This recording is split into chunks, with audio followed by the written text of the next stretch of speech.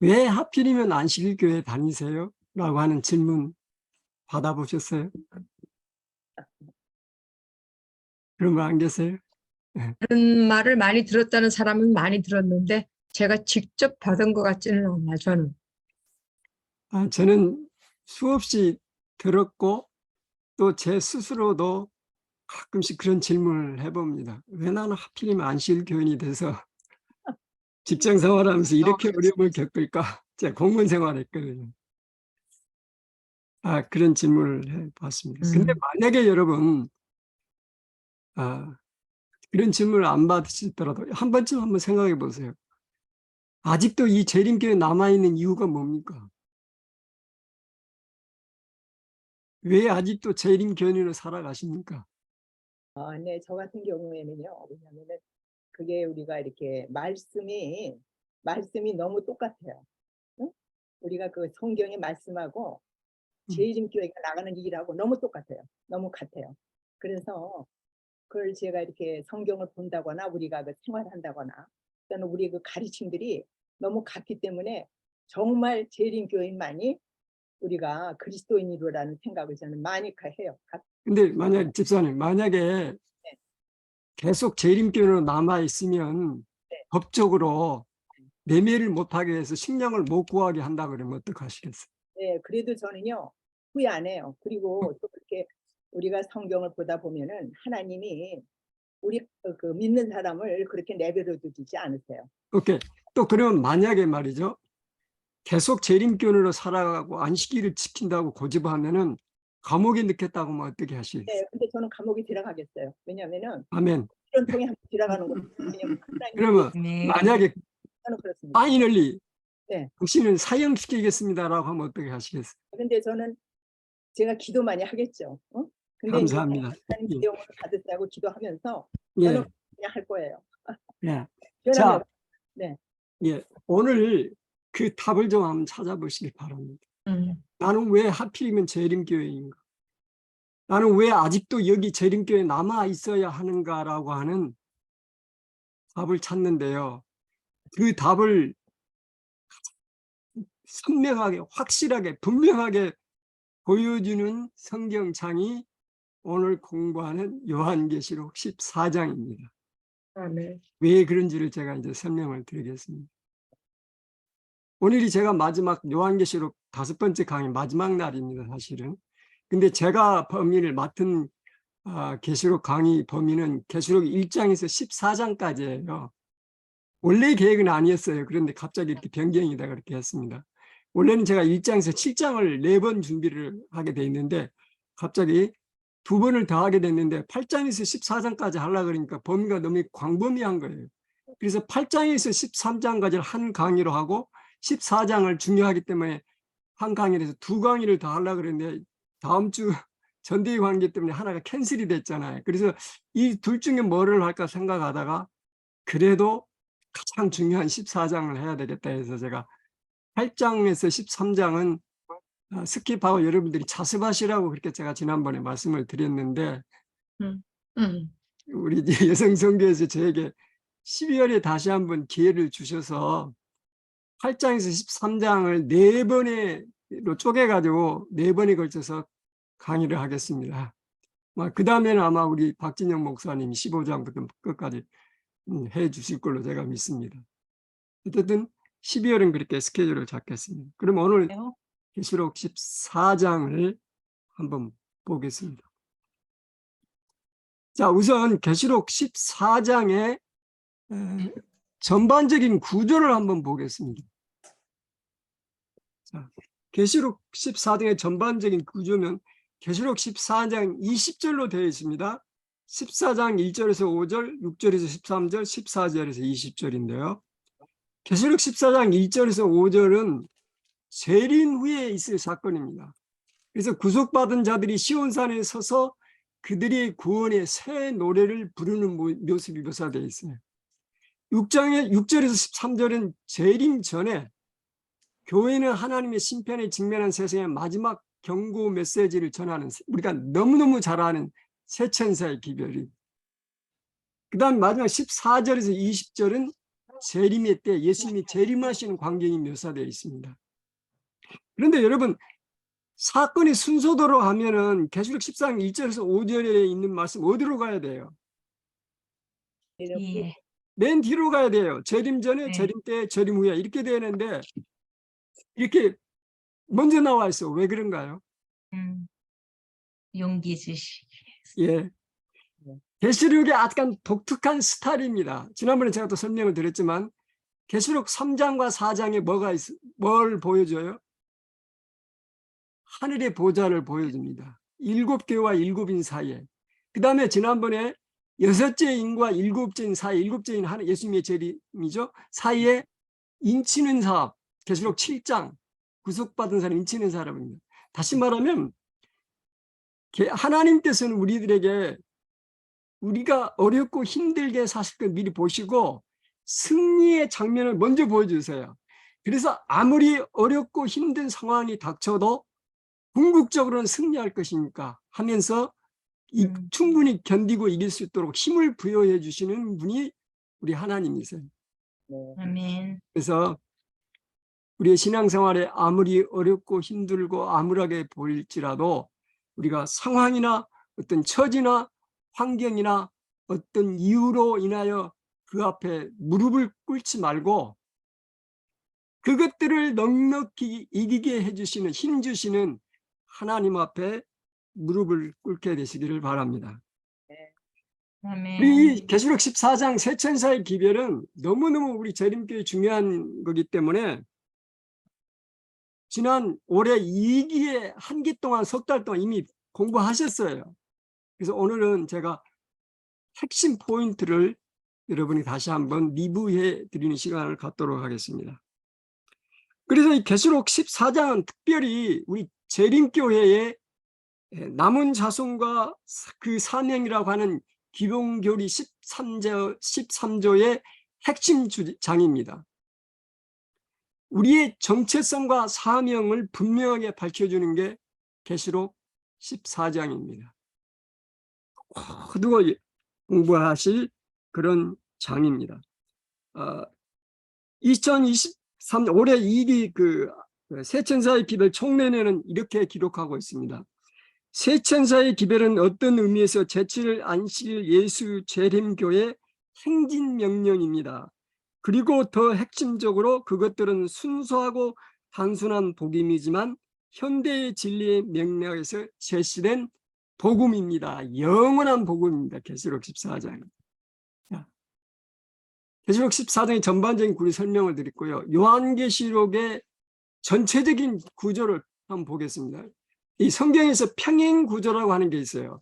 A, B, C 한 다음에 이걸 거꾸로 B-A- 이렇게 대칭을 시키는 것입니다. 이걸 평행 구조라고 그럽니다. 자, A는 선과 악의 대쟁투가 1장에서 11장에 기록되어 있습니다. 그리고 우리가 아는 7개의 7인 7나팔. 그래서 7나팔은 계시록 8장에서 13장까지입니다. 그 다음에 B는 악의 세력의 배경 12장, 13장. 사단의 권세, 짐승의 권세에 대해 얘기합니다. 여기는 복합 짐승도 나오고 새끼양 같은 두 뿔 미국이 계시록 13장에 묘사되어 있고요. 계시록 12장에는 죄의 시작, 사단의 하늘에서 전쟁이 일어나는 거 그런 것들이 기록되어 있어요. 그 한가운데 계시록 14장이 있습니다. 세상을 향한 마지막 호소, 세 천사의 기별이죠. 그러니까 계시록에서 핵심 장은 계시록 14장인 겁니다. 그 다음에 여기 보세요. 대칭하는 거 보세요. B-에 보면 B의 악의 세력의 배경이 나오죠. B-에는 악의 세력의 종말이 나옵니다. 15장에서 20장까지예요. 그래서 7장 음녀의 멸망, 바벨론의 멸망, 짐승 사단의 멸망, 이 종말이 나옵니다. 그 다음에 A가 선과 악의 대쟁투가 시작된 부분이라면 A-는 대쟁투의 끝, 새 하늘과 새 땅, 계시록 21장과 22장입니다.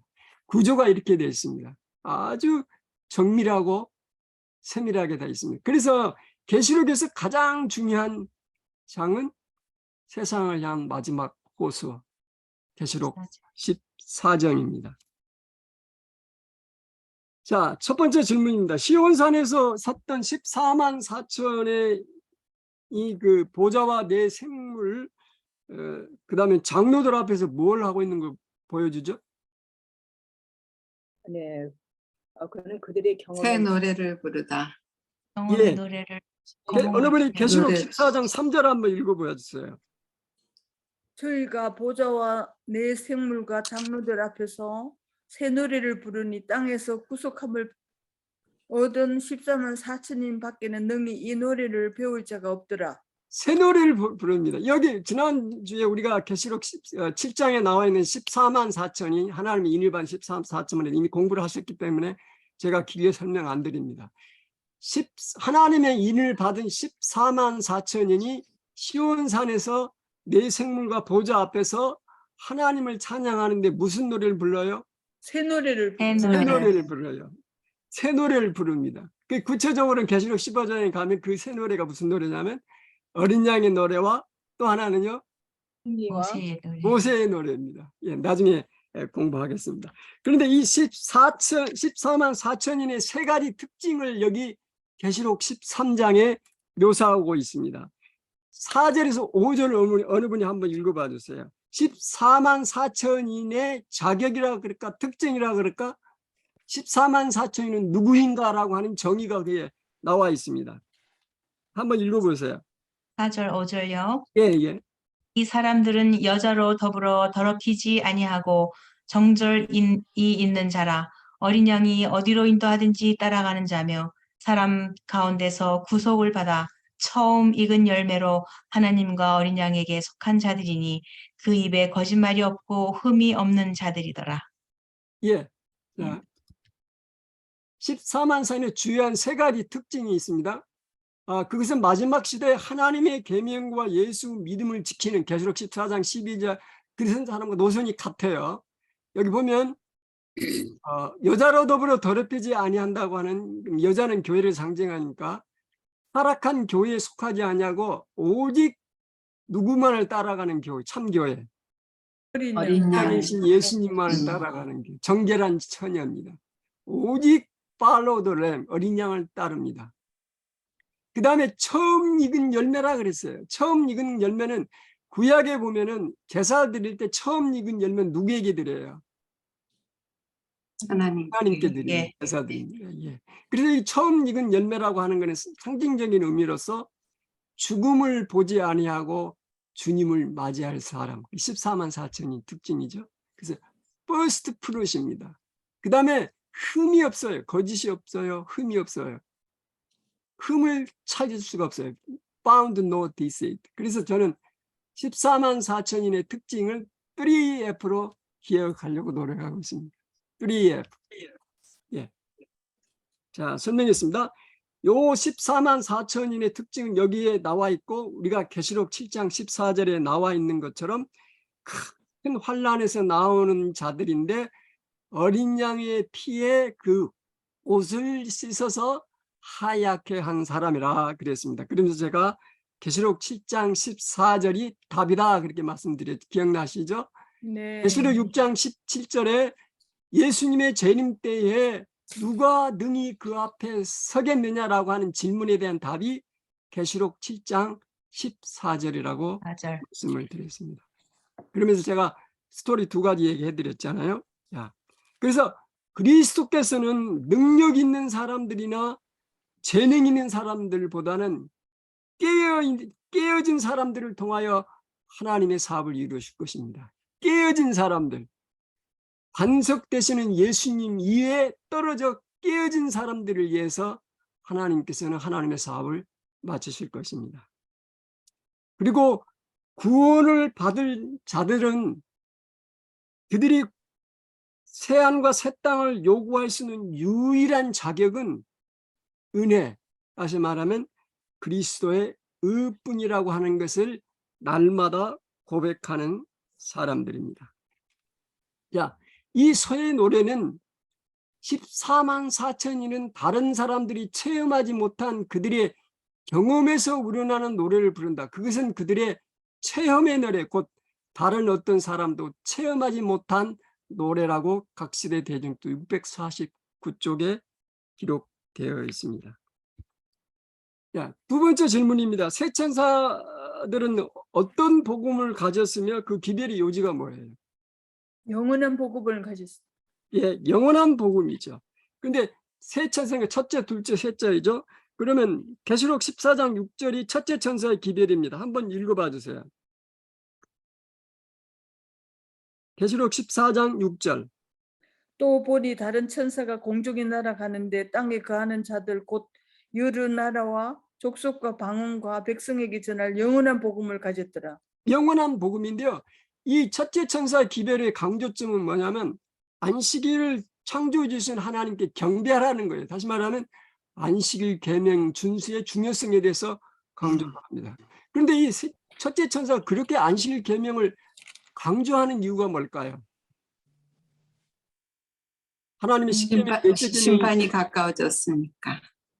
하나님의 심판이 가까워졌습니다. 예, 심판이 가까웠으면 지키라 안식일 계명을 강조하면 다른 것도 충분히 강조할 수 있는데 왜 넷째 계명일까요? 창조주를 기억하는 계시록의 주제는 경배에 관한 것입니다. 하나님을 경배할 것인가 사단을 경배할 것인가. 근데 이 경배의 날이 굉장히 중요합니다. 왜냐하면 그날은 안식일이 충성의 시금석이기 때문에 그렇죠. 아멘. 예, 계시록 14장. 그래서 첫째 천사의 기별을 그렇게 강조하는 것입니다. 자, 심판이 복음, 굿뉴스가 되느냐, 비보, 새드 뉴스가 되느냐 하는 것은 내가 오늘 누구를 경배하고 있느냐에 달려 있습니다. 그래서 우리가 짐승의 표를 받느냐, 하나님의 인을 받느냐가 그렇게 중요한 것입니다. 그래서 둘째 천사와 셋째 천사의 기별은 결론적으로 말하면 어디에서 나오라는 거예요? 바벨론에서 나온 바벨론에서 바벨론에서. 나오라는 거예요. 짐승의 표를 강요하고 짐승의 교리를 강요하는 바벨론에서 나오라는 거예요. 바벨론이라고 하는 얘기하려면 수없이 얘기할 수 있어요. 간단히 설명드리면 바벨론이란 뭐냐? 혼잡이죠. 다시 말하면 바벨론은 하나님을 믿지 않는 무신론자들이 아니에요. 하나님을 믿는 사람들입니다. 문제는 하나님을 믿되 혼잡한 교리, 그 다음에 하나님께서 가르치고자 하는 진리가 아닌 인간의 교리, 전통, 유전 이런 것들로 뒤범벅이 된 종교단체예요. 바빌이라는 뜻이 혼잡이라는 뜻이지 않습니까? 그래서 하나님을 믿는다고 공언하는 게 중요한 게 아니고 그들의 삶이 그 공언한 대로 이루어지고 있느냐 하는 게 더 중요하죠. 이 바벨론의 교리 가운데 중요한 건 몇 가지만 뽑으면 창조론과 명백하게 대조되는 유신론적 진화론이 있어요. 유신론적 진화론. 하나님이 세상을 창조한 것은 맞다. 그러나 이 창조는 블라블라 하는 거 이런 것들. 그 다음에 오직 성경을 대체하는 신학적인 전통. 교회가 하나님 성경보다 우위에 있다. 그래서 교회에서 결의하는 것은 성경에 나오는 것과 반해도 우리는 교회에서 결정한 걸 따라야 된다고 하는 이런 것들. 그 다음에 요즘은 이 상황윤리, 성경이 명백하게 금하는 것들을 시대가 이러니 우리 하자 이렇게 같이 동조하자 하는 상황윤리. 뭔지는 여러분 잘 아실 거예요. 이런 모든 바벨론은 그러니까 포도주로 사람들을 취하게 한다는 거죠. 이런 거짓된 교리로. 바벨론의 역사는 창세기 11장에서 시작됩니다. 창세기 11장을 자세히 공부해 보시고요. 시간을 세부하게 해서 제가 창세기 11장을 요약해 보았습니다.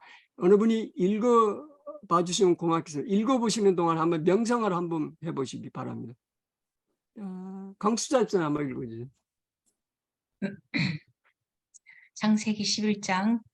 성경의 역사는 두 도시의 이야기이다. 바벨론 성과 예루살렘 성이다. 성경의 신앙은 두 건축자의 구원과 멸망에 관한 역사다. 바벨탑과 예루살렘 성전이다. 하나님을 불신하고 반역한 자들이 바벨론 성 안에 건축한 것이 바벨탑이다. 셈의 족보를 길게 써놓은 것은 그 속에 예루살렘 성에서 하나님의 성전을 건축할 아브라함의 후손, 사례가 아직 자식이 없어도 나오기 때문이다. 우리의 이름을 내고 온 지면이 흩어짐을 면하자고 할 때 그들은 하나님의 무지개 언약을 믿지 않고 자신들의 힘으로 안전을 얻으려고 시도했지만 언어의 혼잡으로 바벨탑이 무너지고 그곳은 교만과 어리석음의 기념비가 되고 말았다. 아브라함은 바벨론을 떠난다. 새로운 은혜의 기념비를 세우기 위해서이다. 나도 아브라함과 함께 떠난다. 성경에 아브라함 당시에 바벨론 갈대아 우르를 떠나서 아브라함은 하나님이 가라 하신 가나안 땅으로 가게 됩니다. 여러분, 혹시 우리 속에도 바벨론은 있지 않을까요? 지형적인 그런 바벨론이 아닌 어떤 그 영적인 바벨론이 혹시 내 속에 있다면 그것을 떨쳐버리는 시간을 갖기 위해서 아침 일찍 일어나서 명상해 보는 시간을 갖는 건 굉장히 중요하다고 생각됩니다. 자, 마지막 시대 하나님의 영원한 복음을 전하는 이 새 천사는 누구일까요? 그리고 우리가 해야 될 일은 무엇일까요? 우리가 새 천사죠. 예, 맞습니다. 여기 천사로 번역된 그리스어 안겔로스라고 하는 뜻은 기별자라고 하는 뜻입니다. 다시 말하면 이 계시록에 나와 있는 새 천사의 기별을 온 세상에 전하는 하나님의 백성들을 상징하는 것입니다. 그러면 이 하나님의 백성, 새 천사로 상징된 이 하나님의 백성들이 해야 될 일은 뭘까요? 복음을 전하는 일. 복음을 받고 또 예. 최후의 심판을 피하는 거. 그러니까 그렇죠. 예. 네. 확실합니다. 확실합니다. 복음을 전하는 것이, 이 새 천사의 기별을 전하는 것이죠. 아멘. 근데 그 앞에 해야 될 두 가지가 중요한 게 더 있습니다. 복음을 전하기 전에 먼저 기도하는 것입니다. 아멘. Pray. 그 다음에 인내하는 것입니다. Patient. 그 다음에 Preaching. 전하는 것입니다. 그래서 3P 기억하십시오. Pray. 기도해야 됩니다. 왜냐하면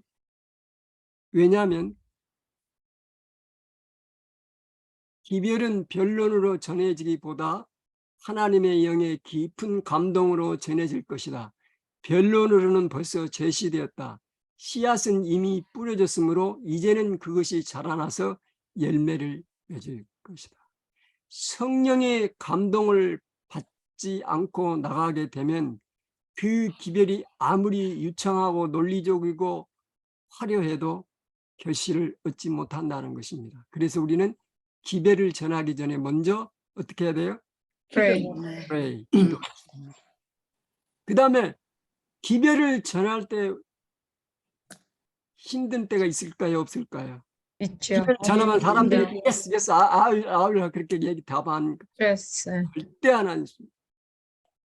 100집을 가면 한 집이나 문을 오픈해 줄까 말까 하는 그런 상황에서 기별을 전하는 자에게 가장 중요한 것은 인내. 인내입니다. 그래서 계시록 14장 12절에는 성도들의 인내가 여기 있나니 저희는 하나님의 계명과 예수 믿음을 지키는 자니라 그랬습니다. 네. 마태복음 24장 13절에도 그러나 끝까지 견디는 자는 구원을 얻으리라. 아멘. 선을 행하다가 낙심하지 말지니 때가 되면 어떻게 해요? 이루리라. 이루리라. 결실을 맺으리라. 결실을 맺으리라. 기별을 전하다가 낙심하지 말지니 때가 되면 하늘의 보상이 주어질 것입니다. 3P 기억하시기 바랍니다. 자, 세 번째 질문입니다. 흰 구름에 앉은 이는 누구이며 그가 무엇을 하고 있는가 한번 보세요. 계시록 14장 14절입니다. 읽어봐 주세요. 계시록 14장 14절. 14절 또 내가 보니 흰 구름이 있고 구름 위에 인자와 같은 이가 앉으셨는데 그 머리에는 금면류관이 있고 그 손에는 예리한 낫을 가졌더라. 누구세요? 저 김인숙입니다. 아니야, 그 14장 14절에 나오는 주인공이 누구시냐고. 예수님. 예수님. 예. 우리 김인숙 집사님은 목소리도 좋으시고 아주 그 성격이 좋으신 것 같아요. 감사합니다. 제가 네. 그 우리 김인숙 집사님 몰라서 누구시냐고 내가 얘기한 거 아니고 여기 네. 14장 14절에 나오는 주인공이 누구예요? 죽임을 당하신 예수님. 예수님. 구름 위에 있고 그 구름 위에서 머리에 금면류관이 쓰시고 손에는 이한 낫을 가졌다. 이거는 상징적인 표현인데요. 어떤 장면입니까 이게? 구름을 타고 오시리라 각인의 눈이 그를 보겠고 어떤 장면이에요? 재림. 재림의 장면. 재림의 장면이에요. 지금 재림하시는 네. 장면이에요. 그러니까 네. 여기 사람과 아들과 같은 이는 인자하신 예수님이에요. 흰 구름은 예수님의 재림을 묘사합니다. 이 구름이라고 하는 성경절에는 구름이 등장하면은 항상 재림. 예수님과 관련되어 있어요. 음. 나중에 기회 있을 때 제가 그 뽑아가지고 한번 보여드리겠습니다. 그 다음에 머리에는 금면류관이 있습니다, 여러분. 승리의 면류관이에요. 가시 면류관이 아닙니다. 승리의 면류관. 가시 면류관을 늘 명상하십시오. 그러나 궁극적으로는 승리의 면류관을 더 많이 명상하셔야 됩니다. No cross, no crown. No crown. 또 뭐가 있어요? No pain, No gain. no gain. 여기 No guts, no guts, no glory. No No guts, G-U-T-S. 이 두 가지를 따라서 생각하지 마시기 바랍니다. 십자가를 생각하실 때 십자가만 생각하시면 참 우울합니다. 슬퍼요. 십자가를 생각하실 때 구름 위에 구름을 타고 오시는 면류관, 승리의 면류관을 쓰신 예수님을 꼭 함께 동시에 바라보시기 바랍니다. 아멘. 아멘. 십자가 지는 일이 훨씬 쉽습니다. 그 손에는 뭘 가지셨어요? 이한 낫. 낫은 뭐예요? 추수하는 거 아닙니까? 다시 말하면 심판입니다. 심판. 예. 심판을 하시죠. 여러분, 심판이 여러분에게는 복음입니까? 부음입니까? 복음이 돼야죠.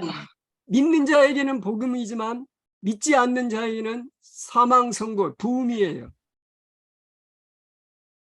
우리가 다음 12월에 공부하시겠지만 제가 질문 하나 해서 하늘에 가면 두 잔치가 있어요. 어린 양의 혼인 잔치와 새들의 잔치가 있습니다. 여러분의 손 하나는 결혼 청첩장이 주어져 있습니까? 아니면 사망 통지서가 주어져 있습니까? 여러분의 선택입니다. 자, 여기 그 제리멜의 광경에서 두 부류의 사람이 나타납니다. 익은 곡식과 포도즙이에요. 자, 익은 곡식은 누구를 상징하고 포도송이는 누구를 상징할까요? 익은 곡식은 구원받은 자들. 예, 그렇습니다. 익은 곡식은 의인의 추수를 나타납니다. 곡식은 거두어 어디에 드려요? 창고에 드리고. 그러면 포도송이는 그 밟혀서 짓내겨 가지고 어떻게 해요? 포도주. 주스를 맞죠. 이거는 멸망하는 사람들의 믿지 않는 사람들의 상징입니다. 두 종류의 사람이 나옵니다. 자, 익은 곡식. 곡식이 어떻게 익어요? 곡식이 스스로 익습니까? 햇빛과 예, 그렇습니다. 예. 그리스도인의 품성이 익어가는 것은 나의 노력이나 내 개인적인 어떤 특성에 의해서 이루어지는 게 절대 아닙니다. 성령 하나님의 역사에 의해서 아멘. 아멘. 기억하셔야 돼요. 그래서 우리가 날마다 성령의 침례를 받고 날마다 성령을 위해 갈구하라고 하는 게 그 이유입니다. 아멘. 성령이 없으면은 익어가던 곡식도 시들어 죽어요. 절대적으로 시들어 죽습니다. 그래서 오순절에 성령 강림을 통하여 초대교회가 신속하게 복음을 전했던 것처럼 마지막 시대에 성령의 충만한 성령, 느림빛 성령을 받은 성도들이 나가서 하나님의 복음 사업을 마칠 겁니다. 있게 할 거예요. 추수가 이루어지도록 할 것입니다. 아멘. 그래서 성령 받는 게 굉장히 중요하다 하는 것입니다. 이 포도송이, 아기를 갖던 이 포도송이는요, 줄에 그냥 짜여서 짓누르게지죠. 이건 하나님께서 임의적으로 그렇게 하신 게 아니에요. 모두 다 익은 곡식이 되기를 원하세요. 스스로 선택한 결과입니다. 그래서 하나님의 진노는, 하나님의 분노는 그 자체가 사랑이라 그랬습니다. 죄가 끝내야 되잖아요. 죄가 용서되면 어떻게 되겠습니까? 천국이 안 되죠. 죄가 있는 곳에 천국이 있겠습니까? 죄를 끝내고 영원한 천국을 이루신 게 하나님의 공의입니다. 그래서 끝나기 전에 돌이켜라는 것이죠. 하나님께로. 너무 멀리 가기 전에 리턴하라는 것입니다. 자, 여러분은 구원받은 자의 추수에 참여할 것입니까? 아니면 잃어버린 자들의 포도송이가 되실 것입니까? 하는 것을 한번 진지하게 한번 생각해 보시기 바랍니다. 말씀을 마치면서 계시록 14장을 이렇게 정리해 보겠습니다. 그대는 구원받은 자의 추수에 참여할 것인가? 아니면 잃어버린 자들의 추수에 참여하실 것인가? 답은 명백하죠. 이 답은 명백합니다.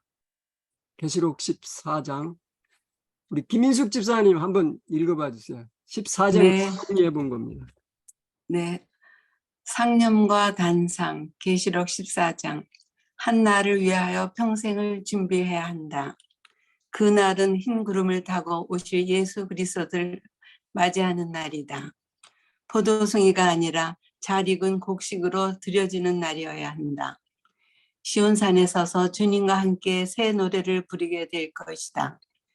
그날에 그곳에 서기 위해서는 오늘 나는 어디에 서야 하는가?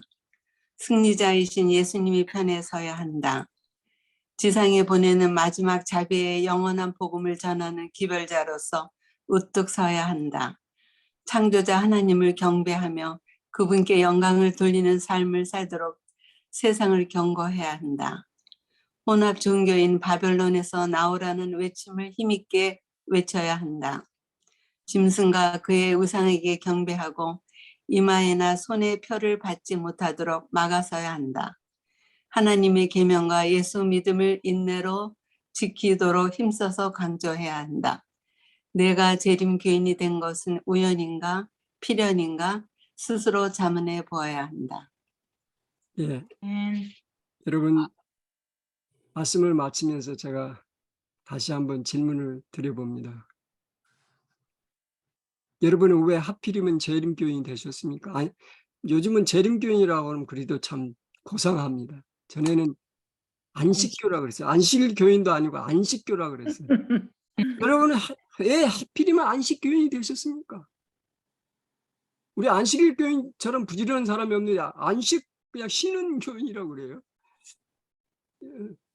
이름이 하도 길어서 요즘은 애드벤티스트하고 재림교인이라고 그러는데요. 결론적으로 여러분은 왜 재림교인 되셨습니까? 아니 아직도 재림교회에 남아있는 이유가 뭡니까? 여러분이 재림교인이 된 것이 우연입니까? 필연입니까? 이 질문에 대한 답을 하시면서 오늘 저녁에 조용히 한번 그런 시간을 갖게 되시길 바라면서 오늘 말씀을 마치도록 하겠습니다. 아멘. 네. 네.